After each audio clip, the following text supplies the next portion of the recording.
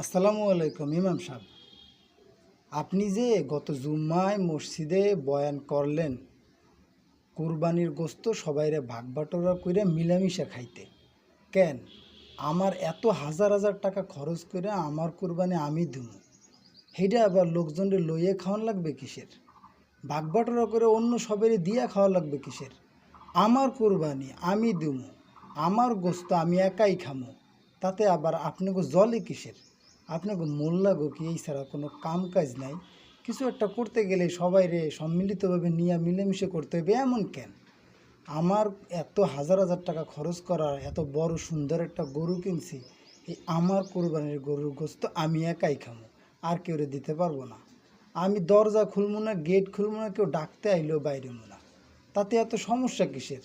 এই ধরনের বক্তব্য আর এই ধরনের ভাষণ মসজিদে আর দিয়েন না, আপনার কিন্তু তার চাকরি থাকবো না। কয়ে দিলাম, আপনারা কথাটা মনে রাখেন।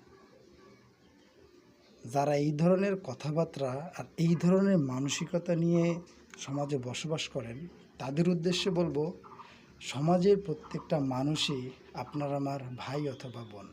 ঈদ মানে আনন্দ, ঈদ মানে খুশি। এই আনন্দ খুশি সবাই মিলেমিশে ভাগ করে নেবেন এবং সবাইকে মিলেমিশে নিয়েই সব খাওয়া দাওয়া করবেন। সবার জন্য শুভকামনা রইল। আল্লাহ হাফেজ।